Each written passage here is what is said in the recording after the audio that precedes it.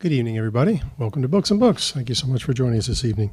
If I could just have a moment of your time for you all to review our Books and Books newsletter. This will give you a rundown of all the wonderful events we have at Books and Books. A couple of note worth mentioning. We've got celebrity autographing with CeeLo Green on Saturday the 20th. We've got Nelson DeMille will be joining us. Salman Rushdie will be here. Even Nicholas Sparks will be joining us here at the bookstore. And don't forget, the event is being live streamed tonight. So if you call this number here, you can call the store and get an autographed copy of the book for us for shipping anywhere in the country, anywhere in the world. That's a service that we provide here at Books and Books, so make sure you take advantage of that. And any other upcoming events or any events you might have missed are also archived on the net. You can check that out as well.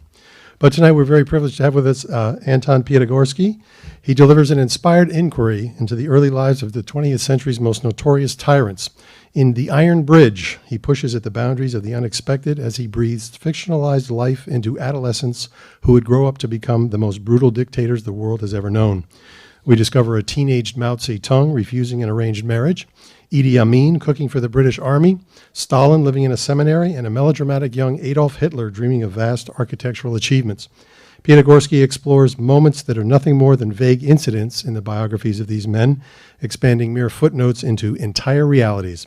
The Iron Bridge, completely imagined yet captivatingly real, captures these crucial instants in time that may well have helped to deliver some of the most infamous leaders in history. Anton Piatigorsky is a native of Washington, D.C., and he now lives in Toronto. He has twice won the Dora Mavor Moore Award. His work, Eternal Hydra, commissioned by the Stratford Festival, was called one of the best Canadian plays of the past decade by Now magazine. His most recent play, Breath in Between, debuted in August 2012. As I say, we're very happy to have him with us. Please welcome Anton Piatigorsky.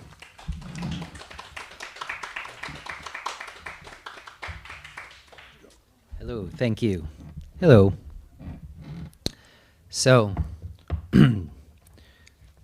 I thought I was going to read a little bit from a story and then discuss a little bit some of the elements of that story and what are some of the things that I was trying to do in it. The story that I'm going to read from is about Rafael Trujillo, who is the dictator of the Dominican Republic for about 30 years. I'll just begin there and then I'll start discussing it after. The story is called Bottle Cap. Raphael sits stiff and straight before the Bunnell sounder, awaiting the evening's final telegraph. It's cooling outside, with a mild breeze rolling north across the hills from the Caribbean, but the thick stone building traps the island's tropical heat. Although he wears a heavy coat and refused to loosen his necktie, he does not sweat, nor does his posture slacken with fatigue. The nub of his fountain pen presses against his paper at the optimal angle for penmanship. The boy grins and waits. The message will come when it comes. No need to fidget or complain. He is capable of sitting motionless all night if it comes to that. In the distance, lounging on the church steps in San Cristobal's main square, a man plays 3 breathy notes on his accordion. He stops, regroups, and plays the same notes again. The cicadas halt their screeching in wonder at the unidentifiable bird. Raphael continues to wait. 5 minutes, 7, 10. His pen never moves. When the main line relay fires, the local battery is engaged, and the Bunnell sounder's brass armature suddenly knocks off an audible series of dots and dashes. He jots down the code without hesitation.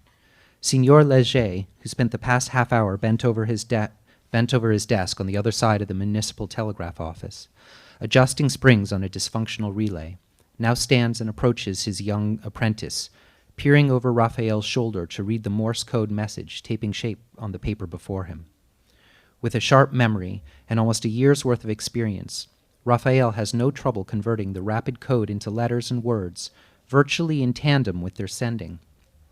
The telegraph operator at Santo Domingo's Hacienda Ministry is obviously an experienced sender, uniform with his dots and dashes and spacing between words.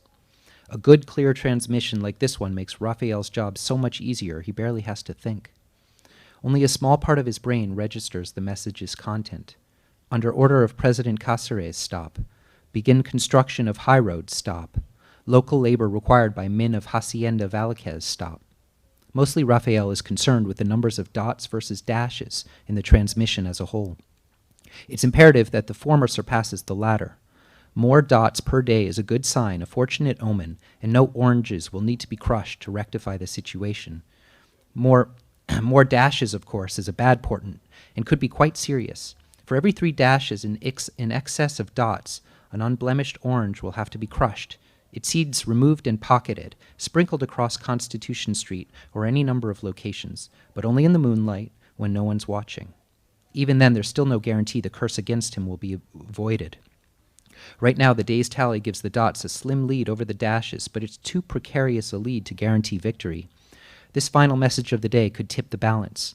Raphael's heart thuds in his chest. It will come down to the last letters tonight. With the message almost finished, Léger leans over the table and shakes his head. "Look at that," he says, grinning with unrestrained pleasure. "Valouquez has done it again." Mumbles Raphael, his pen still moving. His boss, who's been baking all day in his formal shirt, smells as ripe as an overworked donkey, but Raphael will not let himself be distracted by Signor Léger's pungency, or by the conspicuous wet patches stretching from his armpits down his flanks, no matter how disgusting. His mind is focused and racing. Dots +7, +6, +5, +6, +5, +4, +3. And it's confirmed by President Cáceres. "Yes," says Raphael. The body of the message is complete, but still there's the sender's initials, which will determine the entire day's tally, since the dots retain only the slimmest of leads. "Virtually guaranteed," says Léger. The sender's signature taps into the relay, through the sounder. Dash, dot, dash, dot. Pause. Dash, dot, dot, dot. The sounder stills, and the gentle clacking of the brass armature is replaced by silence. "JB," writes Raphael. He flips the paper, glances at the table watch, marks his initials in the time, his posture still perfect, his brow and neck clear of perspiration, but his lip imperceptibly twitching with the excitement of the dramatic finish. He can hardly believe that the entire day's tally has come down to a final letter B, and that the dash and 3 dots signifying that letter confirmed a net plus advantage of 2 dots for the day. He presses his lips together and grins at the good omen. Signor Léger picks up the completed message and rereads it to make sure he hasn't been deceived, that the Minister of Hacienda for the Dominican Republic really did just order the construction of a high road from Santo Domingo to Azua, which will pass through San Cristobal and guarantee numerous well-paid local jobs for at least a year. "Cáceres is a real leader," Léger declares, slapping the paper against the palm of his hand. "For once in this damn country, we've got an honest president." Raphael nods, but he isn't listening to his boss. He's busy rethinking his future in light of the good omen. Maybe he doesn't have stomach cancer, which has been his vague worry for most of the past month, not that he's shown any symptoms. This omen could mean good health, although it's impossible to interpret its significance precisely. It might also denote a joyous event for this evening or tomorrow. Léger takes the message across the room and files it into Juan Piña's box. Half the telegraphs in this small rural office are destined for Senor Piña, the government's informal contact in San Cristobal, the man in charge of executing all state requests, including this present command to gather laborers for the road construction. "You'll probably take that new road to the capital in the spring," Léger tells his apprentice. "By then the whole trip should take no longer than a couple of hours." He removes his suit jacket from its hanger and slips it over his damp shirt, pulling his cuffs out of the sleeves. "Not necessarily," says Raphael, who remains seated at the telegraph desk. "The journey will still be unpredictable without a bridge." "Yes, I suppose. I wouldn't put it past Cáceres and Valouquez to have one built by the end of next summer. That's the kind of men they are." Léger grabs his hat and an iron key ring off a hook and puts the hat on his head. Now Raphael stands and straightens his tie, although it's perfectly straight already and needs no adjusting. He runs his hands over his trousers. His back remains as stiff when he's standing as it does when he's sitting. His clothes are as clean and pressed as they were first thing in the morning, before the heat set in. "Well," he says. Signor Léger smiles at the boy and wipes his brow with a handkerchief. "Good work, Trujillo, as usual." "Thank you, sir," says Raphael, nodding and returning his boss's smile. "I'll see you in the morning. Yes, 9 o'clock. I'm sure," says Léger, smiling slightly, since the boy hasn't been late even once in over a year. "Good night, sir." So in that little excerpts, there's it gives an example of what I'm trying to do overall throughout the book, which is really to try to create a what I considered a soup of ingredients that was in these people's lives when they were young.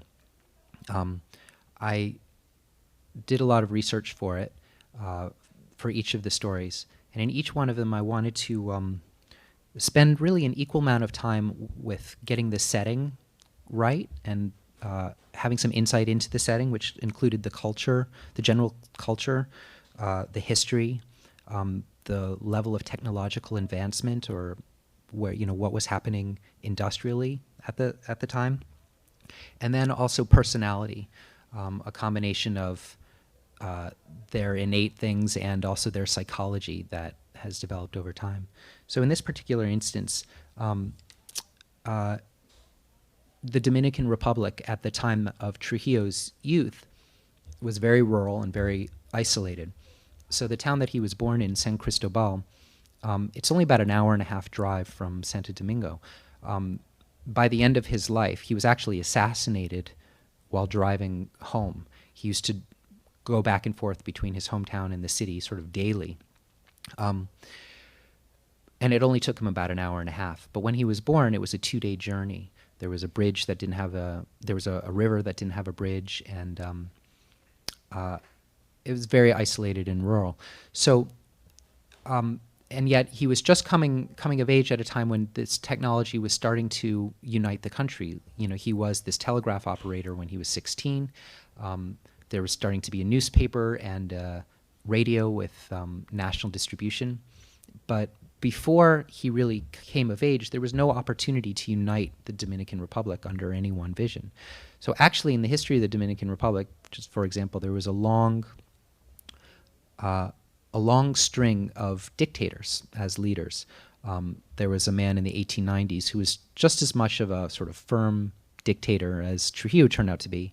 But the difference is he didn't have the technological ability to unite the country and to be a real totalitarian the way that Trujillo ended up being able to. So part of what happened in this instance is a convergence of a cultural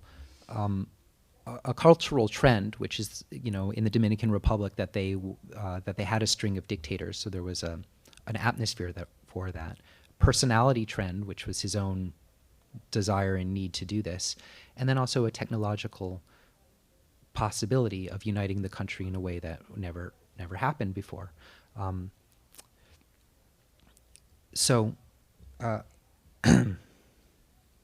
Now himself personally, I didn't get into a whole lot there in that segment that I read, except a little bit of his magical thinking.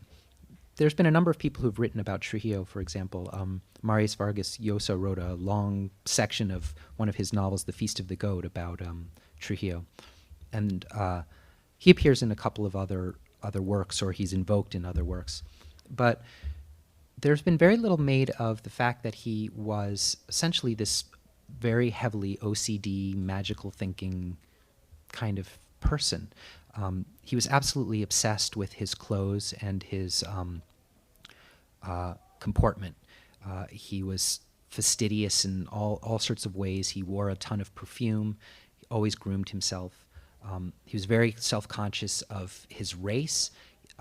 Like a lot of people in the Dominican Republic, he had a mixed race background, but he always powdered his face and tried to appear as white as possible. And lots of signs that he had a very magical thinking, omens and consulting psychics for all sorts of things. So this is something that I really wanted to latch on to. I thought that it was of particular interest in him as a character, and and the story revolves around the fact that he collected bottle caps as a kid. This is a historical fact, but it's a strange sort of obsession. Like, he really collected all these different bottle caps from all the different beers in the Dominican Republic at the time. So I built a whole elaborate psychological world for him that was based out of an obsessive-compulsive character.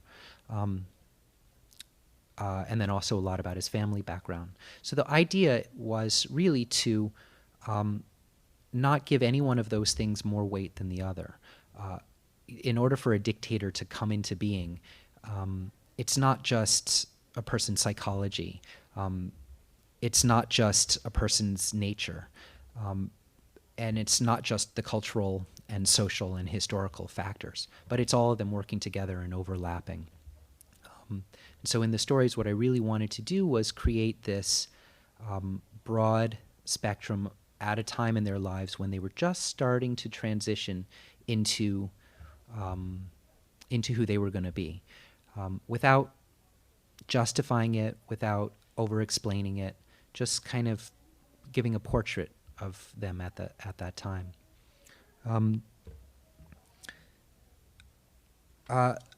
Finally, something else that was consistent about all the stories. I'd be happy to talk about any of the other dictators because I could talk about all of them equally. I don't. Well, it's on a live stream, so for the people at home. I actually have a question. Okay.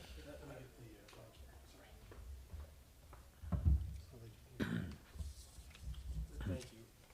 It doesn't sound like it's on. Okay. First of all, I was given the recommendation of your book, and it was an excellent recommendation. Great read. Thank very you. Interesting. And I think one thing that's I found unique was when all the stories, it wasn't just about good and evil.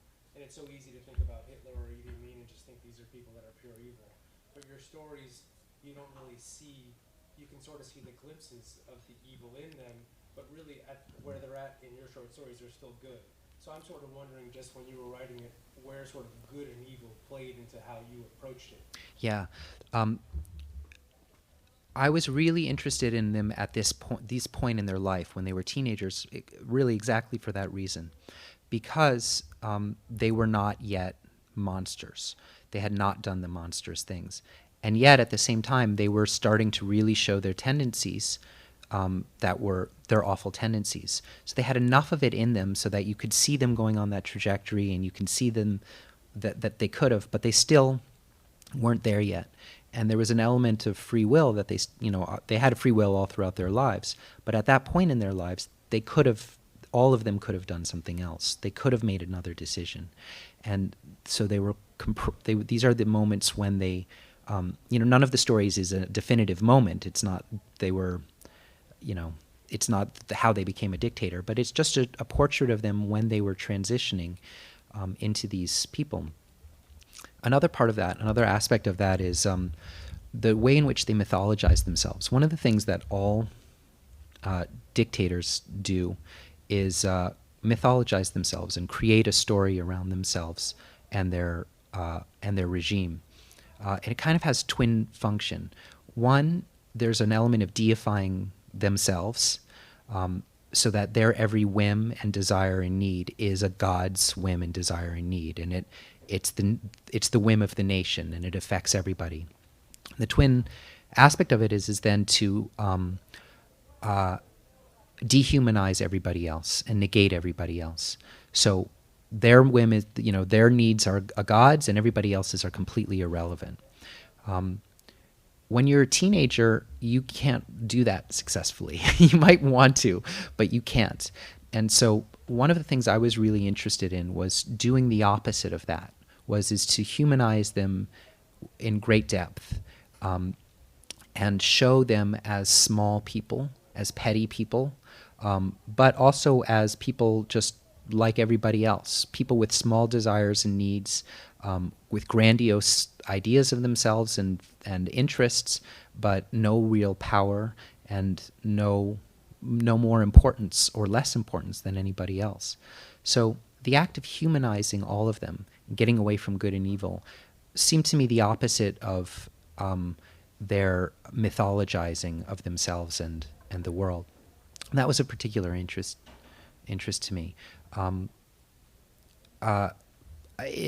guess it's just a fundamental moral feeling that I have, that no good comes from either deifying or demonizing another human being, regardless of how awful the things they did are. So these people are the worst people who lived in the past 100 years, arguably, very possibly. They certainly caused more deaths than just about anybody.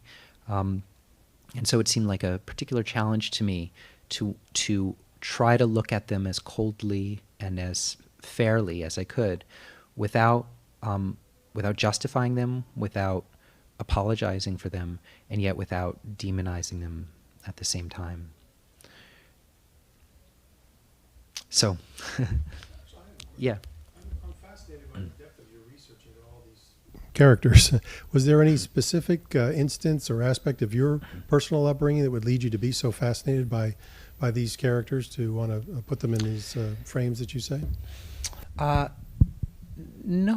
No, there wasn't really. I mean, I'm Jewish and I come from a Jewish background, so I was affected. My family and my world was affected by Hitler greatly, and so I've always been fascinated and horrified by him.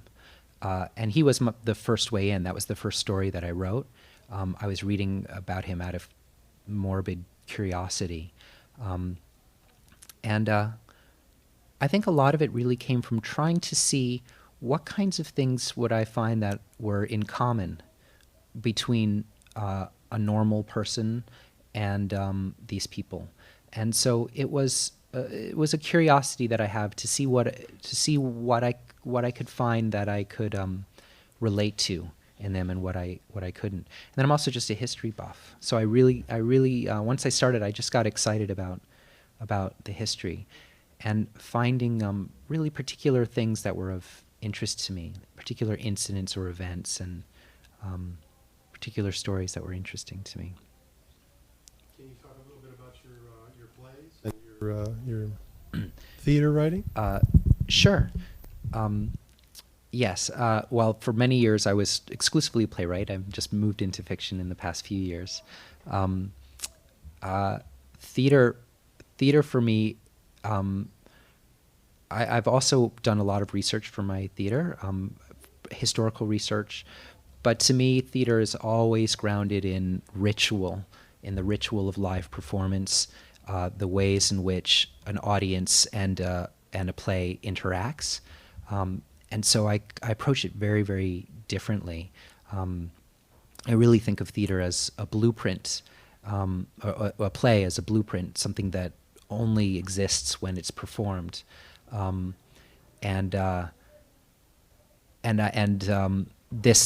This is the whole thing itself. So there was a bit of a transition for me when I was doing this, to figure out what kinds of things I would have to include.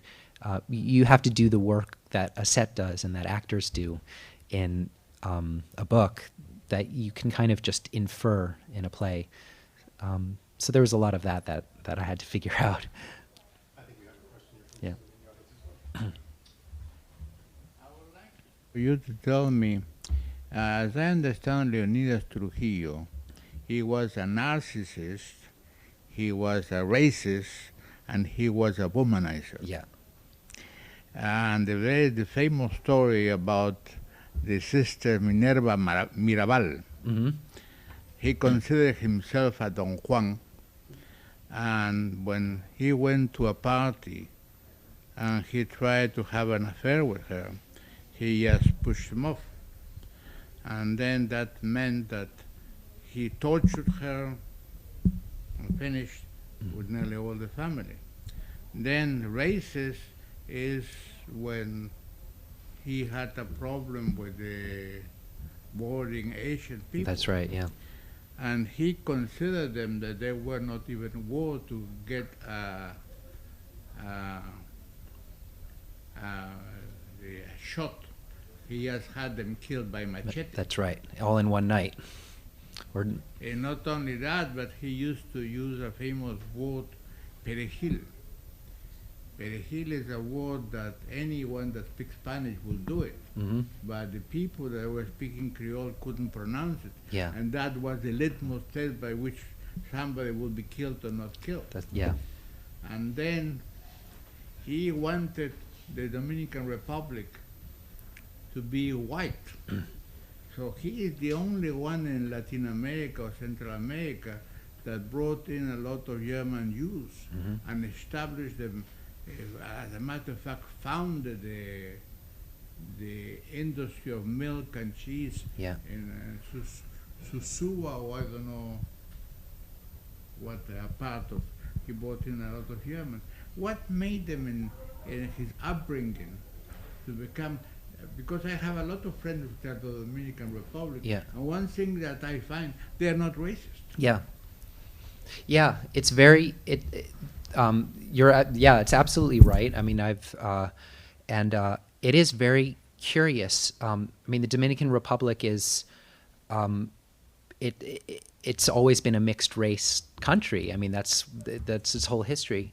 I'm not sure what it was about him personally that made him such a racist, but you're absolutely right about that. And he was he ordered the murder of all these Haitians, and happened right on the border with that exact test that you're talking about, and all of it happened on the span of really a day and a half. I think it was October 1937. 35,000 people macheted to death. He was, he came from a bit of a well-to-do family in this small town. And for whatever reason that I don't really understand, he always had an inferior complex about the really wealthy families in the Dominican Republic. So there's I think it's called the Cibao Valley, I might be pronouncing it wrong, in the Dominican Republic, where the wealthy Dominican families were from. And they were kind of the European families, and the region of the Dominican Republic that he was from was not. It was kind of considered a backwater and not really where a fancy person was. And he, right from the start, was very obsessed with wanting to dress like a European. He wanted his suits to come from Spain. He wanted to turn that region into the greatest cattle-producing region in the Dominican Republic. And in fact, there's a lot about that in my story, about how he has these grand visions for turning it, and then eventually getting to marry the daughters from one of these sort of, aristocratic, or as aristocratic as possible, Dominican families. A personal mania. He had a womanizing father and kind of a brutal father, and And you remember the story of Radamés Trujillo, the one that was killed with a bazooka, and it's in Asunción, or I don't know. yeah. I think that part of that kind of deeply racist nationalism that he showed at that time, again, it gets back to, it's not just psychology; it's also a cultural thing. I mean, this was an era, the high era of racial nationalism. I mean, the murder of all those Haitians happened in 1937. I mean, it was happening in Europe. It was at a time when there was a lot of influence all around the world to think of nations as pure race. And so I suspect that some of that was like just a sign of the times, that is far less prevalent today. It's far less prevalent in a lot of places in the world, and certainly in the Dominican Republic. And then some of it is just the craziness of Trujillo. I mean, he was a crazy person. And again, about the womanizing, I mean, it was you're right, and it was much more insidious than that. I mean, he was a serial rapist. He would every day he would find these daughters from families in the Dominican Republic and sort of snatch one up and rape her. So he had a different sort of victim just about every day for the last few years of his life. Again, it was a real sickness, and part of what I wanted to actually avoid in this is, again, if you read the Mario Vargas Llosa novel, it takes place on the last day of Trujillo's life, and it's a very convincing and interesting portrait of Trujillo during that day. But at that point in his life, he's of very limited interest to me, because he was so calcified. He was so clear about who he was. He was so dark and awful, and there isn't that kind of possibility for him not to be that. At the point when he was a teenager, he still shows that, and the Trujillo, that I show, is he's a lascivious guy, and he's dark, and he's a misogynist, and you get this sense that something's going to go wrong with him, but he wasn't there yet. He wasn't all the way there yet. So at that point, there's still the possibility of him not becoming that. There's still the possibility of history having gone differently. And that's where I find tension and conflict. He was sadomasochistic too because he used to have the custom with any of his enemies, before he would kill them, he used the word, we have to ablandarlos, Mm-hmm. and he would torture you. That's right, and including members of his own family. And so this is something that, again, this is something that I did in all the stories. I took elements of their later life, and for Trujillo, you're right, he was very sadistic and sadomasochistic, and he was very much of a family man. So he'd get all members of his family involved in the government. He'd get his brother Petain. He would get in the government, and then later in his life, he would turn on them and kill them, and like Stalin did also with people who were close to him. So I found these traits that they did later in life, and I would find ways that they could show hints of it in the story. So in the story that I have about Trujillo, he has this event with his brother, and he shows signs of both bringing his brother near and pushing his brother away, just like he would do later in his life, and again in a sadistic and sadomasochistic way. For a lot of the stories, I did similar kind of things like that. Yes. I was really impressed with all of the details about each culture and the language, and I can tell you did a lot of research because each story felt very authentic to that place. And I'm wondering, did you travel to those places? Are you sitting behind a computer just Googling? Are you in the library with a huge pile of books? Like, what's your method for getting immersed in each culture and making it authentic? I did. It's embarrassing to say that a lot of it was book knowledge. I was at the U of T, University of Toronto Library. I live in Toronto, and I spent a lot of time just reading about things. But that led me to all sorts of other things. And a lot of the research tended to be really sort of bizarre associations of things. Inevitably, I would read histories of the countries and the times and biographies, a number of the biographies of all of these people. But the biographies of the people tended to be helpful a lot by inference, by getting a sense of their character later in the life, which I could use. But it offered very limited amounts of information about their early lives. I mean, generally, the point where I wrote my stories in a biography, it's kind of by the time you hit page 40, it's over. So then I had to use a lot of secondary sources and sources I wouldn't expect to fill in the blanks. So, for example, in Idi Amin, there's quite a bit about the fact that he was from two tribes. His father was a Kakwa and his mother was Lugbara, and these tribes, like many tribes in Uganda being a creation of a European creation, Uganda was all these different tribes hating each other, fighting with each other, trying to forge a national identity. Well, he had a split tribal identity. And his mother was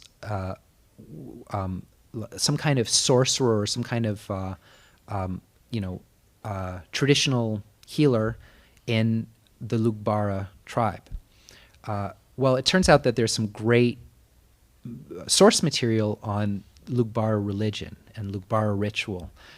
There's a very famous study done in the 60s about, kind of a sociological, ethnographic study of the Lugbara people. So I read that and then used a lot of that to help create the portion, the portrait of Idi Amin's mother. So I found a lot of different things like that. What was a wedding like?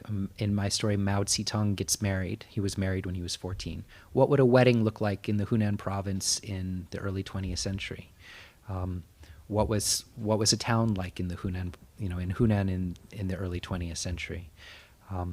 What was happening historically? And so I would read quite a bit about all of these different places and events. The one place that I was so captivated by that I ended up actually going to was Cambodia. Cambodia was so I mean, what happened in Cambodia was so dramatic and so terrible and so bizarre to me, and also so different from all the other places. In many ways, the Khmer Rouge didn't follow the script of a dictator. It was kind of almost like a weird inverse of it. That I became really fascinated by Cambodia, and then I did go. I went after I finished the story, and I walked around. I went to, there's a lot about the Royal Palace. I went to the Royal Palace in Cambodia, and I toured all over looking for things.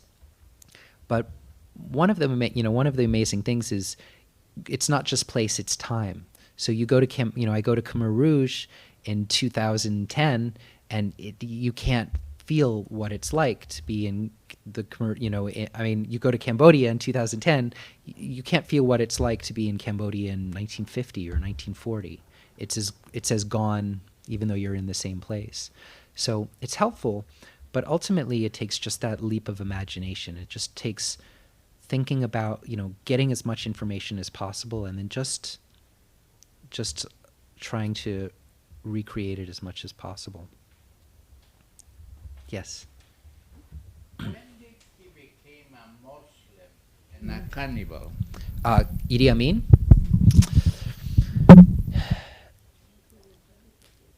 Idi Amin, he was so bizarre in so many ways.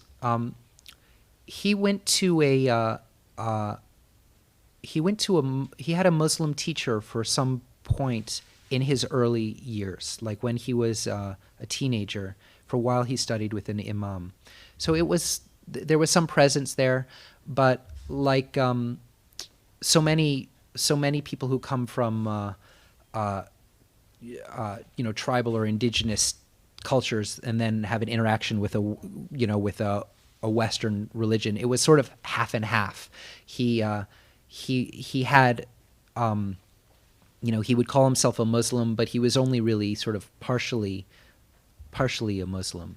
And as far as the cannibalism, that was as far as I know just when he was in his full power, and it was just one of the many really bizarre things that he did. Because at one time he was very friendly with Israel. Yeah. Because if you remember in Tebe 1976, the reason why the Israelis could do the raid is because they had built the airport.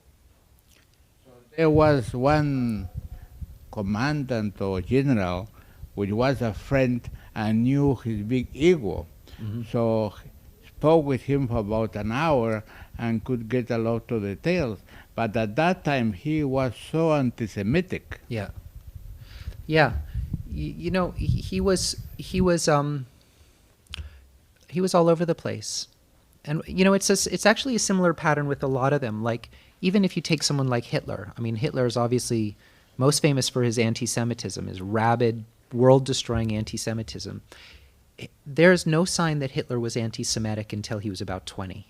So all throughout his childhood, there was no indication that he was anti-Semitic. In fact, there was a Jewish doctor who helped his mother when his mother had cancer, and he was very grateful to this person. From what I read, he blamed the doctor because his mother died. Yeah, later he did, but not at the time. At the time he didn't.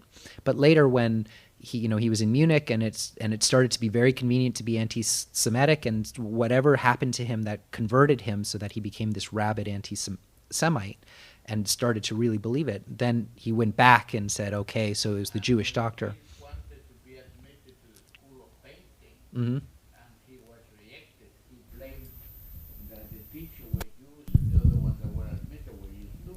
That's true, but again, this is in retrospect. So at the time, not so much. So, and I think something similar happened with Idi Amin. Like, these people, when they got later, they really were crazy, and they were looking for scapegoats and ways out and people to blame, and so they start. It's part of the act of mythologizing yourself is that you can start telling your story or changing your story about your past, and Hitler certainly did that. But there are a number of very sort of reliable reports about Hitler's childhood where it just wasn't part of him until just post World War I in Munich, when it was anti-Semitism was just absolutely everywhere, and he really adopted these ideas and then got power from them. So there's a lot of that kind of thing that happens that I think is a process of mythologizing, the way that they mythologize themselves. They start to adopt ideas and then they cast it back and say, this is what I always believed, or, just in the same way that Hitler then said, this is a world historical force.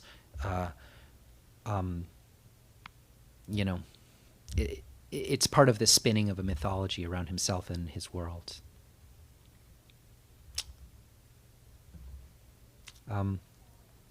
So I could keep talking, I could read some more, I could stop. Any suggestions? Does anybody have any other questions? We can sign some books. I have one more question. I'm curious, I know you said earlier that you were fascinated and horrified by Hitler, and that kind of got you interested in him as a person, but I've read so many books over my lifetime, and a lot of times they all sort of follow the same couple of storylines, you know what I mean? Mm-hmm. But this book is so unusual, just the concept behind what you did. Where did you come up with that idea? You know what I mean? What was like the moment where you had the inspiration and said, I'm going to write about these people when they, before they were... I think the thing that really made me want to actually write about it instead of just read about it was Hitler's interest in being an artist, Hitler's grandiose sense of being an artist. And I thought, there have been a number of things like the movie Max, for example, which sort of goes into Hitler's desire to be an artist and how it got thwarted. That movie's frustrating to me because it basically says, if he'd become an artist, this never would have happened. It was sort of an either or moment. And I don't believe that things work like that. But he did have this desire to be an artist. And he did, and a lot of that that desire to create worlds and to spin these elaborate fantasies got shifted into politics, and that's what he did. He created this elaborate fake fantasy world for the rest of the world and enforced it on them by force. So that was really interesting to me. And part of it is also a longstanding interest in modernism for me, like modernist literature. There was a tendency in the artistic movement, like people like James Joyce and Robert Musil, a bunch of writers of that time, to really think they could write these books that were going to be about everything. They were going to write this book and it was going to be about everything.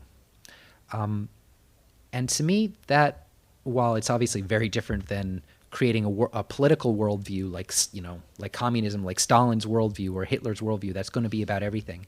There's something somewhat analogous about this desire to create a world and then make sure, enforce it so that the whole world agrees. So I was interested in that kind of obsession. And it seemed, I'd long been interested in that kind of obsession for artists. And then I thought, okay, well, there's something analogous, not the same, but something analogous happening politically. And how are they related? And in the figure of Hitler, it seemed like there was a potential overlap. His artistic vision wasn't at all modern. It was very old-fashioned. But there was a desire to make the whole world look like how he wanted it.